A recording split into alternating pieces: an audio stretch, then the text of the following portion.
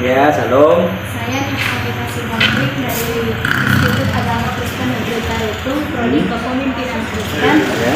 Jadi di sini tujuan saya datang kepada Bapak untuk wawancara sedikit tentang mengidentifikasi model gereja Kongregasional. Ya. Jadi yang perlu saya tanyakan di sini Pak tentang bagaimana doktrin perjamuan kudusnya sama baptisannya dan melampirkan liturgi yang terjadi di gereja kita ini setiap minggu.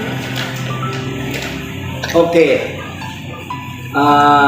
Kita bicara dulu mengenai sakramen, kan itu kan. Kalau doktrin, kalau sakramen menurut ajaran Kristen Protestan, karena kita Protestan, sebenarnya gereja ada beberapa gereja yang melaksanakan sakramen ini ada lebih daripada 2, ada 3, 4, 5 dan sebagainya. Tapi kalau kita Protestan itu baik AKBP, GKPA, GKPI, Pentakosta dan sebagainya, yang saya pelajari teologianya sakramen itu hanya ada 2. 1, sakramen perjamuan kudus. 2, sakramen baptisan. Sekali lagi, sakramen perjamuan kudus dan sakramen baptisan. Nah, kalau cara pelaksanaannya ini, bagaimana cara pelaksanaan sakramen perjamuan kudus dan baptisan air ini tergantung kepada doktrin atau gereja masing-masing.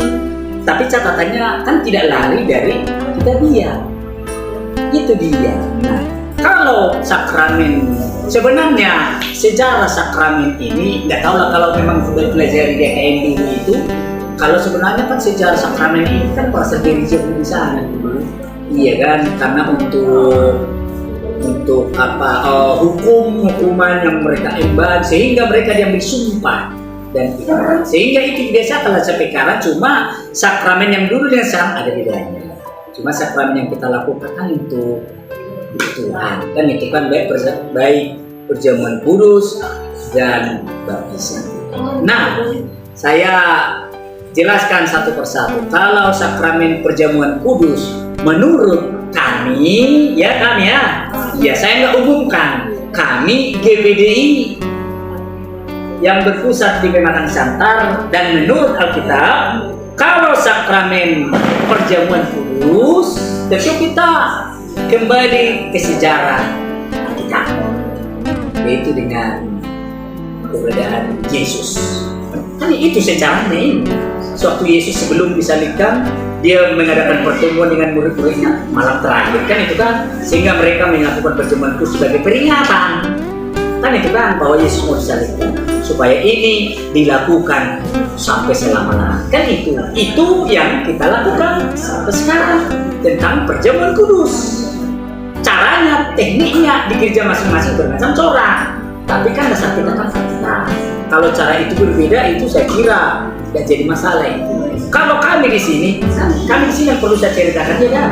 Saya nggak perlu bahas gereja lain ya kan. Kalau kami di sini, kalau caranya kami melaksanakan perjamuan kudus itu kami lakukan itu terkadang 1 kali sebulan. Kalau harinya sebenarnya itu tergantung kepada gereja masing-masing ya. Ada sebagian gereja di hari-hari tertentu, ya kan. Ada lagi gereja melaksanakan itu ada permintaan jemaat, kan begitu kan. Di sini pun sering begitu. Jadi kalau kami yang biasa di sini, terkadang kami lakukan itu 1 kali sebulan di awal bulan dan seterusnya. Nanti Natal kami lakukan, di hari Paskah, pokoknya di hari-hari besar lah itu dilakukan perjamuan kudus. Dan caranya di sini kami lakukan itu dipimpin 1 komando, yaitu pendeta. Sekali lagi, pendeta. Yang kita berbicara tentang titel dan jabatan, sebenarnya itu harus supaya karena sakramen itu nggak sembarangan, ya kan? Nanti jadi semua orang nanti melaksanakan. Enggak. Kalau di sini itu yang berhak memimpin perjamuan kudus itu apabila dia sudah bertaraf pendeta. Bukan pendeta muda, bukan pendeta pelayan pembantu, tapi pendeta situ nggak boleh. Harus pendeta yang sudah tertabal dan diakui oleh Kristen. Itu yang berhak melaksanakan perjamuan kudus secara titel dan jabatan. Tapi sekarang kan itu kan masalah hati, ya kan? Nah, kemudian caranya di sini kalau kuliah di gereja lain itu mungkin disuruh baru kasih minum satu persatu ya kan. Kalau kami di sini enggak. Berapa orang peserta yang ikut ibadah dikasih pakai mangkok ada silok yang kecil satu-satu. Semua kalau tidak cukup bikin lagi babak kedua atau ronde kedua. Begitu caranya di sini. Tapi atas pimpinan dari mimbar pendeta. Kalau sudah dikatakan ini darahku, mari kita minum, baru semua melaksanakan. Tidak langsung diminum.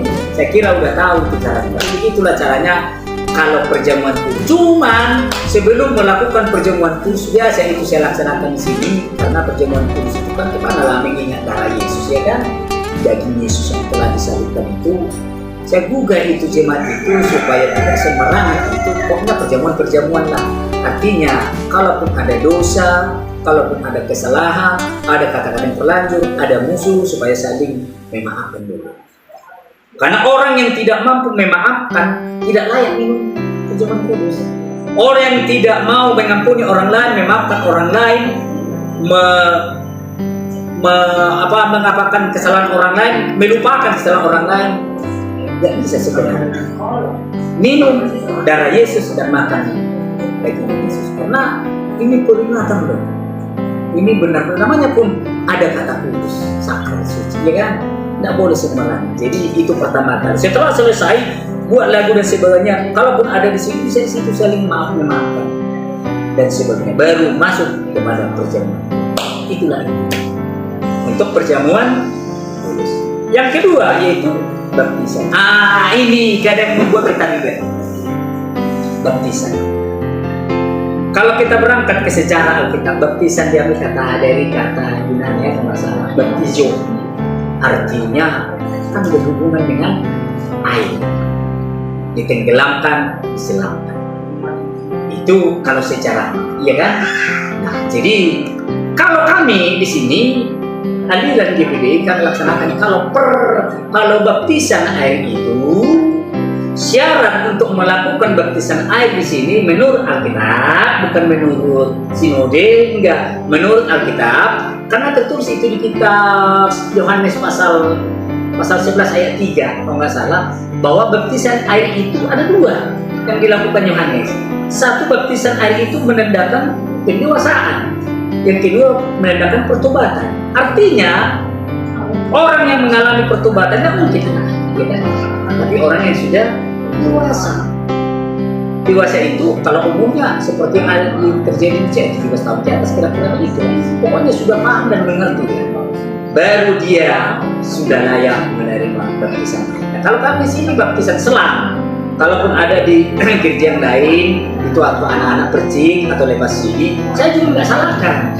Saya juga nggak salahkan itu. Tapi karena doktrin di sini yang Nusa Wanita, begitulah yang kami lakukan di sini. Baptisan air itu kami lakukan itu bagi orang-orang itu pun masih kasih itu beberapa training, beberapa hari untuk mengerti tentang baptisan air.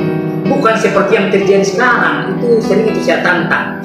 Kalau orang mau menguli baru merguru, baru merdua, bukan merguru baru merdua, baru baptisan air. Sebenarnya enggak seperti itu. Sebenarnya doktrin sebenarnya enggak, harus memang benar-benar ada visi dan misinya, memang mau bertobat dan Anda sudah dewasa.